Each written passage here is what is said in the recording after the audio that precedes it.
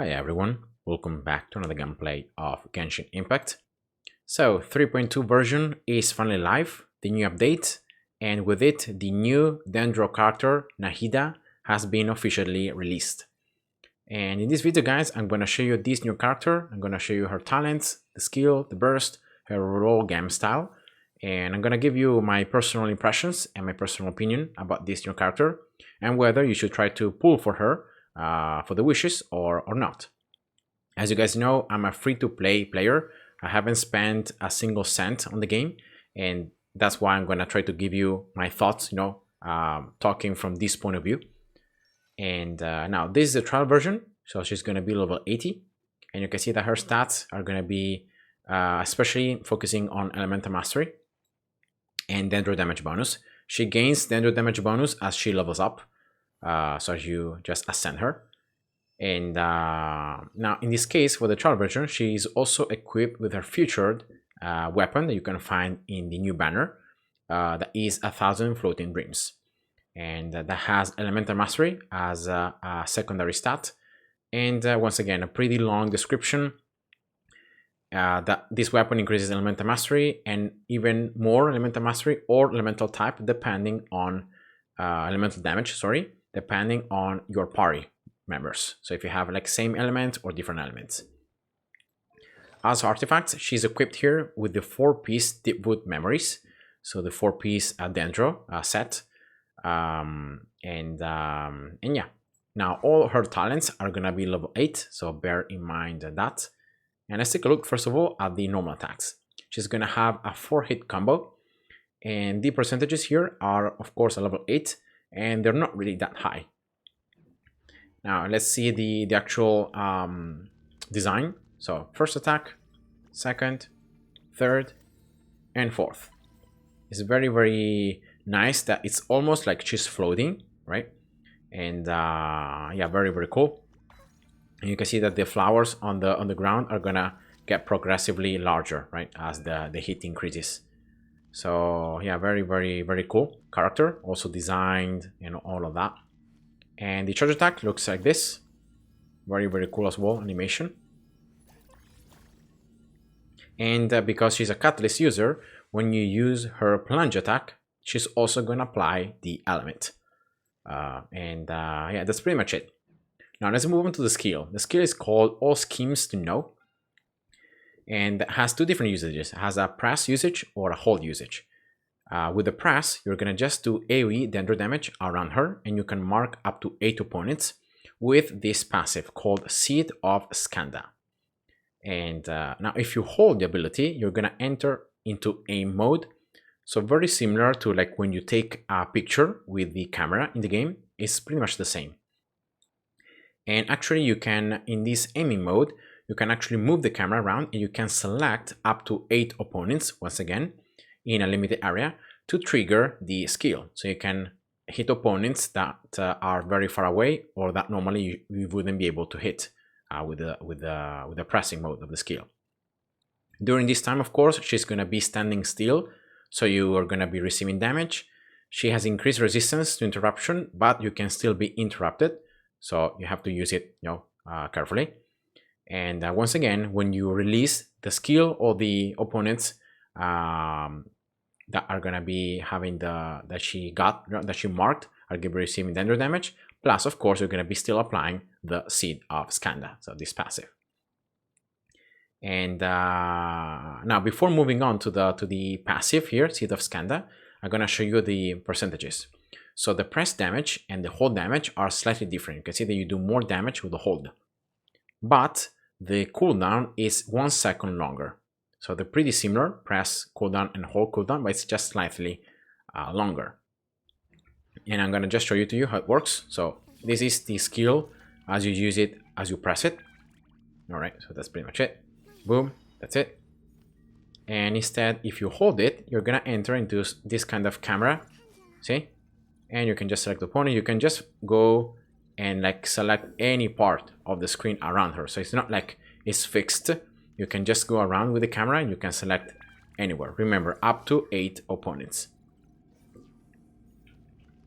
And now the Seed of Skanda, so it's this passive marking that you add on opponents when you damage them, is gonna be linked to elemental reactions. So every time you trigger an elemental reactions on opponents that have this mark on, all right, they're gonna be taking additional Dendro damage. So she's gonna unleash this attack called Tree Karma Purification, and this is gonna do Dendro damage. And this Dendro damage is based on her attack and her elemental mastery. So it scales up with two different elements, two different like stats. And you can trigger one of these Tree Karma Purifications every 2.5 seconds. You can actually find these numbers right here. So with the talent at level 8, you can see that the scaling is pretty good. It's going to be 165.1% of her attack. So 65% more of her attack. You can see here that she has a little bit more than 1,000. So it's pretty much 65% of that 1,000 dealt as extra damage, plus 330% of her elemental mastery. That's exactly double of the amount of attack. So it's pretty good percentages here. And the cool thing is that look at the duration of this marking. It's 25 seconds. And the cooldown is much shorter. So you can have this passive applied, remember, to a maximum of 8 opponents. But you can just permanently like activate it, right, on different opponents and on many new opponents.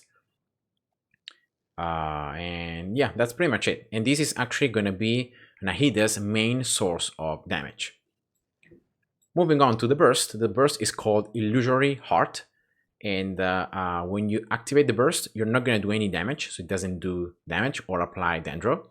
You're going to just be creating this Shrine of Maya that has a super massive area, like literally. It has an area almost as large as this entire arena. That's just how large the burst is. And of course, it's gonna be applied like around her, taking her as the center. So it's insanely large.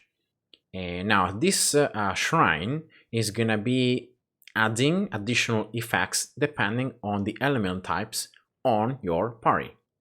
So you have 3 main elements here. You have Pyro, Electro, and Hydro.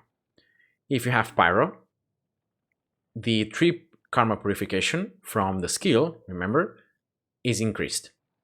If you have Electro, the interval between the Tree Karma Purification is decreased, so you can trigger them more often. If you have Hydro, the Shrine of Maya's duration is increased. Now, if you have at least 2 party members of that element, the effects will be further increased.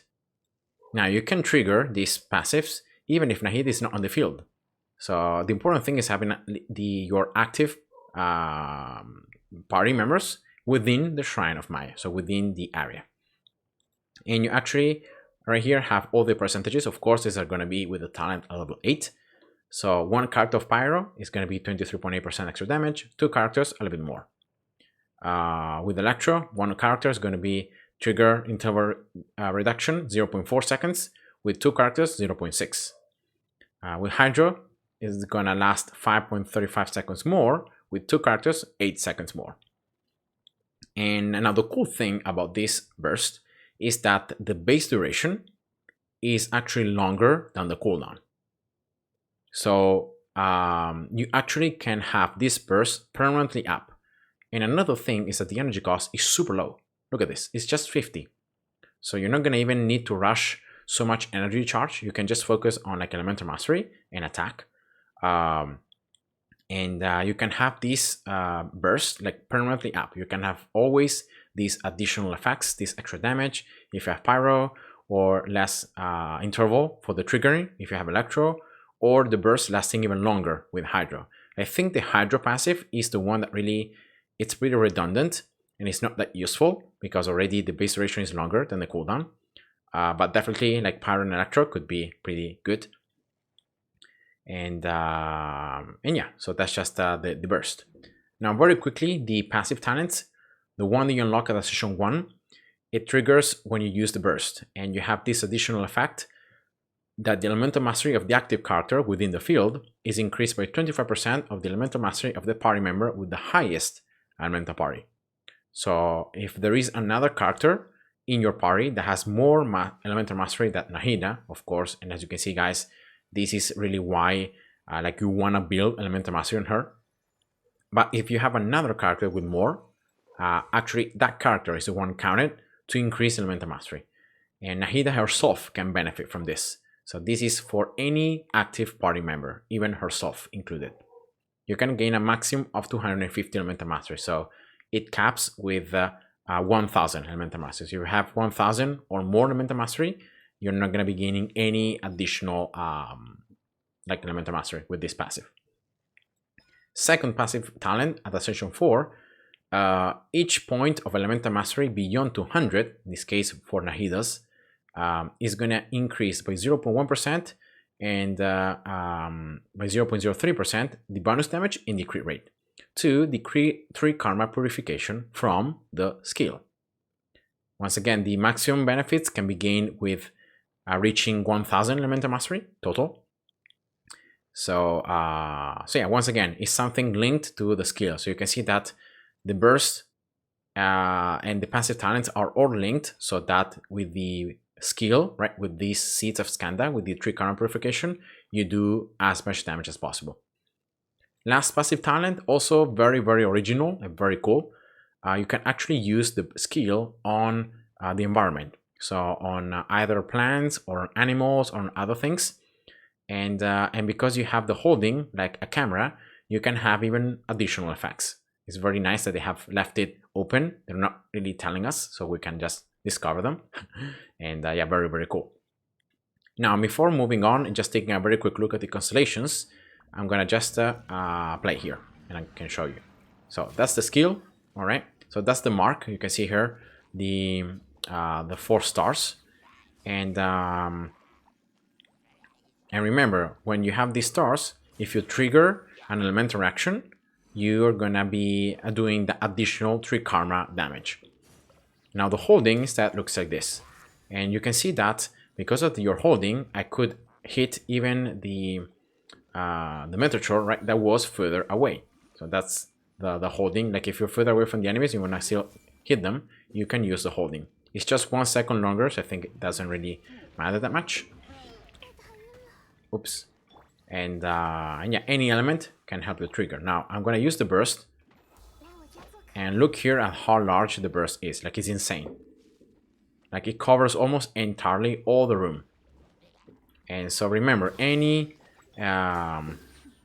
all the effects from the skill especially are enhanced here, and you gain additional elemental mastery, right? Remember about the passive talents, and because of the duration, right, you can just permanently use it.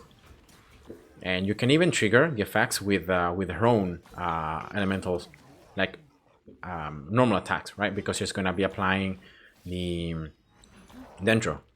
So yeah, very cool character. Very easy as well to build and to create a lot of elemental reactions on top of the elemental reactions that you would create normally, right? So that's why I would argue that having at least another catalyst in your party, or having something like to very easily create reactions, is just the best. And yeah, so I would argue that this character, like as a fellow free-to-play player, this character is super good because of the insane amount of reactions that you can create, and that is where most of our damage is coming from. And because of all these elemental reactions, it's very easy as well to generate a lot of particles. So that's why you don't really need, in my opinion, like any energy recharge, because the amount of energy you need is very low already, plus all the reactions that you can create. So yeah, that's just my opinion. Now, for those of you who are interested, I'm gonna just cover very quickly the constellations. C1, when you activate the burst, all right, and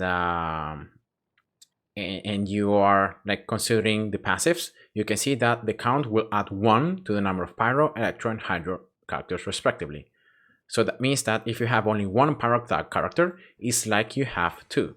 So you're gonna be unlocking the extra passives, right? The extra effects. So that's what the C1 does, and in my opinion, it's already pretty decent, pretty good. C2, opponents that are marked with the Seeds of Skanda. Oops, here the The trial has expired, I think. So I need to just enter into it again. Yeah, I can even just look at it like this. So C2, when the opponent's marked by the Seed of Skanda, will be affected by the following effects. So every time that you create an elemental reactions like burning, bloom, hyper bloom, virgin, these triggers, right? These reactions can actually crit. If you know something about the game, you know that reactions cannot crit. They never crit. But with her C2, they can actually start critting. And now this crit rate and crit damage are fixed though at 20% and 100% respectively. So they're not going to be based on your own crit rate and crit damage, but on this 20% and 100%. And another thing is that within 8 seconds of being affected by quicken, aggravate, spread, so something regarding the reactions between Electro and Dendro, or also Squirrel, I think, the defense is decreased by 30 seconds. So depending on which reactions you create, they're going to be further enhanced. You can see defense reduced or more damage, like chance of crits actually. C3, increasing the level of the skill, which is pretty interesting, like because the skill is already where most of your damage is coming from. So so yeah, this is pretty unexpected. I thought it would be first the burst and then the skill, but yeah, it's better in this way, I guess. C4, when you have at least, like depending if you have only 1, 2, 3, 4 or more opponents affected by the Seeds of Skanda, Nahida's elemental mastery is increased by 100 if it's only one opponent, 120 if it's 2, 140 if it's 3, or if it's 4 or more, it's 160. So it's another way to further enhance elemental mastery, which, remember, increases the damage that she do with the reactions, plus the damage that she does with the Seeds of Skanda, with the 3 karma purification, because it scales up on her elemental mastery. And C5, increasing the level of the burst. And then finally C6, once again, super strong. When Nahida hits an opponent affected by the Seeds of Skanda with her normal or charge attacks, so that's the only like requirement, after she uses the burst. So you have to like have the burst active, right? So the shrine, plus you use your skill and you have Seeds of Skanda on opponents, and you hit them with your normal attacks, she's gonna activate this 3 karma Karmic Oblivion. So another kind of passive. And again, it's on the opponent and all connected opponents. And this 3 karma Oblivion is gonna do Dendro damage based on 200% of Nahida's attack and 400% of her elemental mastery. So doing a lot of damage. The damage dealt in this way is considered as elemental skill damage and can be triggered though every 0.2 seconds. So it has a very low triggering. It's not like the normal 3 karma that has those 2.5 seconds. This one can be triggered very quickly. And the effect lasts up to 10 seconds and it will be removed after you unleash 6 instances. So the maximum amount of instances is 6 of this additional Dendro damage. Of course, this is gonna make her do a ton of extra damage on top of the already 3 karma purifications that you create normally. So yeah, of course, this is why her C6 like is broken. I think it's gonna be making her do like a ton of damage.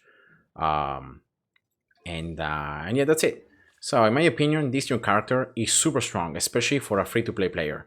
I didn't really know that it would be that strong, especially like to create reactions and to do all that. And therefore now, at the end of this video, I will try to see if I can actually pull for her and if I'm lucky enough. If I remember my history, I don't really have that many wishes in. And like the last time I got the 5-star was actually Sino. Sino. So I got Sino. Let me see.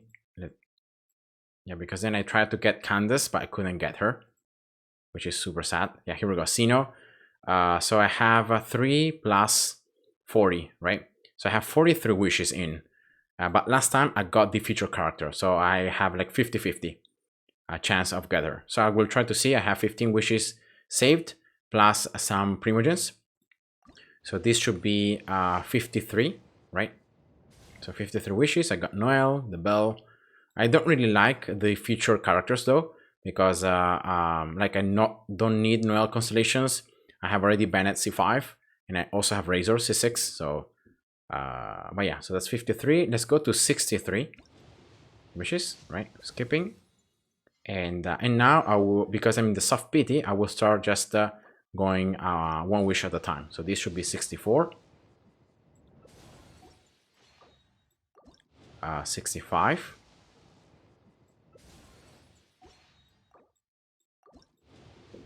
66.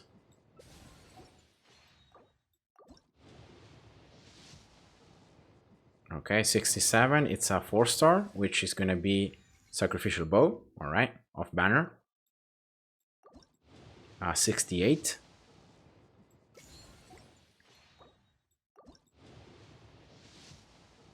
69. 70. All right. 71. 72.